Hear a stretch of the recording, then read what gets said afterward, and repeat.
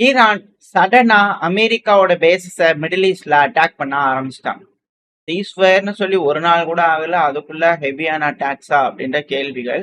அதுவும் missile strike வந்து பாத்தீங்கன்னா பல பகுதிகளிலும் லான்ச் பண்ணியிருக்காங்க. இதுல அதிகமா தாக்குதலுக்கு உட்பட்டது ஜோர்டனோட அமெரிக்காவோட ஏர்பேஸ். ஜோர்டன்ல இருக்கக்கூடிய அமெரிக்காவோட ஏர்பேஸ், சால்ட் ஏர்பேஸ் மேல ஹெவியான அட்டாக் நடந்திருக்கு. குறைஞ்சது 5 ballistic மிசைலை intercept பண்ணியிருக்கோன்னு.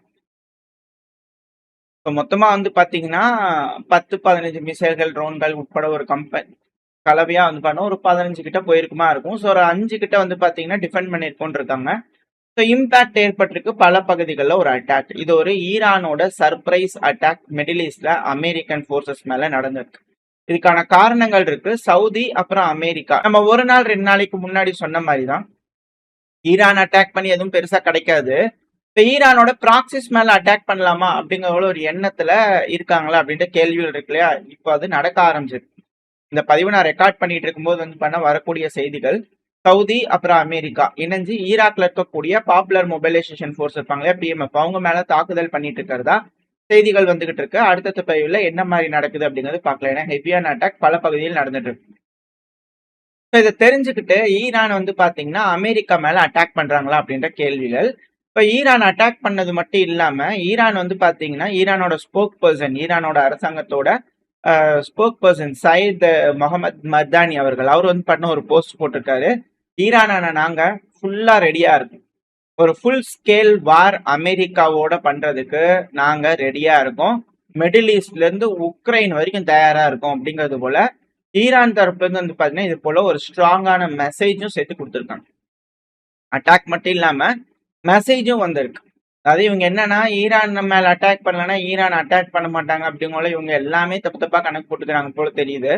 So cheese fire அப்படிங்கிறது இந்த தடவை அமெரிக்கா தான் இனிஷியேட் பண்ணாங்க, நாங்களாம் எதுவும் பண்ணல, நாங்க எந்த ட்ரூஸையும் வயலேட்டும் பண்ணல, நாங்க ஒத்துக்கவும் கிடையாது ஃபர்ஸ்ட் அந்த இதை. இது அமெரிக்கா யூனிலேட்டரலா வந்து பாத்தீங்கன்னா அதாவது தன்னிச்சையா அவங்களே வந்து பாத்தீங்கன்னா சீஸ் ஃபயரை அறிவிச்சாங்க 13 கட்ட பேச்சுவார்த்தைக்கு அப்புறம் அப்படிங்கிறாங்க. அது எங்கடா 13 கட்ட பேச்சுவார்த்தை நடந்துச்சான்னு சிலருக்கு டவுட் இருக்கும், பலருக்கு தெரிஞ்சிருக்கும். பட் சொல்லிடுறேன், 13 கட்ட பேச்சுவார்த்தை அப்படிங்கிறது பண்ணா மிசைல்கள் மூலயமா பேசியிருக்காங்க. அது பேசிக்கலாம், எப்படி வேணாலும் பேசிக்கலாம், வாயிலையா கையிலையா அப்படிங்கிற இது இருக்கு இல்லையா. ஸோ ஈரானை பொறுத்த வரைக்கும் வந்து பாத்தீங்கன்னா இதுதான் பேச்சுவார்த்தை அமெரிக்கா கூட அப்படிங்கிறது போல இருக்காங்க. ஸோ 13 கட்ட பேச்சுவார்த்தைக்கு அப்புறமா அமெரிக்கா சீஸ்ஃபயர்னு சொல்லிட்டு போனாங்கன்னா எப்படி அப்படிங்கிற கேள்விகள் ஈரான் தரப்பு வந்து வந்துருக்கு. அவங்களுக்கு மிசைல் ஷார்டேஜா இருக்கு, அவங்களோட பேசஸ் எல்லாம் வந்து பண்ண கிரிட்டிக்கல் சுச்சுவேஷனா இருக்கு, ரொம்ப கவலைக்கிடமா இருக்கு. குவைத், பெஹ்ரைன், ஜோர்டன்லாம் வந்து பாத்தீங்கன்னா ரொம்ப பிரச்சனையா இருக்கு. பாபெல் மெண்டல் ஸ்ட்ரைட்ல வந்து பாத்தீங்கன்னா யமன் ஹவுதிஸ் அட்டாக் பண்றதுனால ஃபியூயல் பிரைஸ்லாம் அதிகமாகுன்றதுக்காக அவங்க வந்து சீஸ்ஃபயர் போட்டு போவாங்க, நாங்க ஒத்துக்க முடியுமா அப்படிங்கிறவங்க வந்து பண்ண ஈரான் வந்து பாத்தீங்கன்னா இந்த தடவை கர்ஜனையோட வந்து பாத்தீங்கன்னா பதில் சொல்லியிருக்காங்க. அதுவும் இது ஈரானோட அட்டாக், நாங்க ஃபர்ஸ்ட் அட்டாக் பண்ணியிருக்கோம், இது வந்து ஒரு எனிமியை வந்து பாத்தீங்கன்னா கிரஷிங் டிஃபீட் கொடுக்குற அளவுக்கு கொண்டு போவோம், இதுவே ஒரு சாட்சி, நாங்க முதல்ல அட்டாக் பண்றோம்லே இதுவே ஒரு சாட்சி, அமெரிக்கா இங்க தோத்துட்டாங்க அப்படிங்கிறதுக்கான ஒரு சாட்சி. ஸ்ட்ரைட் ஆஃப் ஹார்மோஸ்ங்கிறது ஈரானோட இஷ்யூ. ஈரானான நாங்க ரொம்ப நாள் கேப்பபிளா இருக்கும் போர் செய்யறதுக்கு. அட்ரிஷனல் வார்ஃபேர் அமெரிக்கா கூட செஞ்சாலும் சரி, மிடில் ஈஸ்ட்ல செஞ்சாலும் சரி, இல்ல உக்ரைன் வரைக்கும் செஞ்சாலும் சரி, நாங்க தயாரா தான் இருக்கோம் அப்படிங்கிருக்காங்க. ஏன்னா அராம்கோ ஃபெசிலிட்டி சவுதி ரிஃபைனரி ஜெதால ஒரு அட்டாக் நடந்தது இல்லையா, யமன் ஹவுதிஸ் அடிச்சாங்களா ஈராக் அடிச்சாங்களான்னு இப்ப வரைக்கும் கேள்வி இருக்கு இல்லையா.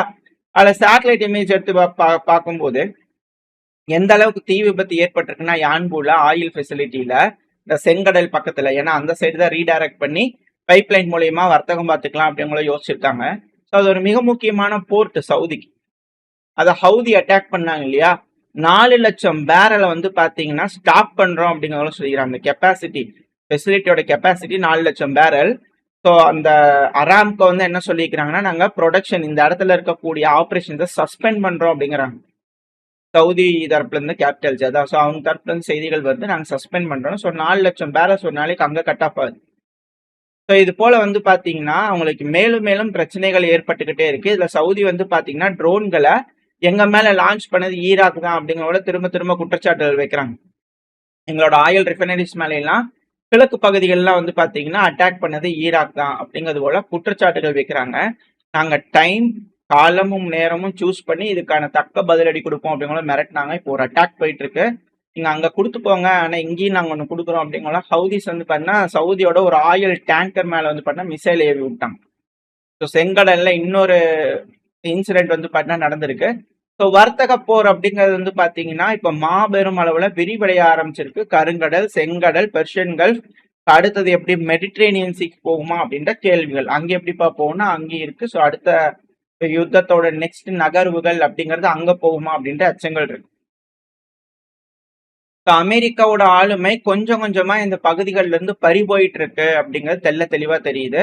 ஸோ பாபெல் மெண்டல் ஸ்ட்ரைட்ல வர்த்தகம் நடக்கல, இது போல தொடர்ச்சியா தாக்குதல் நடந்துகிட்டே இருக்குன்னா, பெருசா ஃபுல்லா உள்ள ட்ரூப்ஸை இறக்கி ஃபுல்லா கேப்சர் பண்றதுக்கு அவங்களுக்கு எப்படி 1 வருஷம் 2 வருஷத்துக்கு மேல எடுக்கும். இழப்புகள் பேரிழப்புகளா இருக்கும். இன்கம் இருக்காது, வர்த்தகம் இருக்காது, பல நாடுகளோட எக்கனாமி போயிருக்கும். ஸோ இது எல்லாத்தையும் கருத்துல எடுத்துக்கிட்டு அமெரிக்காவும் அமெரிக்காவோட நட்பு நாடுகள், அதாவது ஜோர்டன், சவுதி, இவங்க எல்லாரும் வந்து பண்ண என்ன முடிவுகள் எடுக்க போறாங்க அப்படிங்கிறது பார்க்கணும்.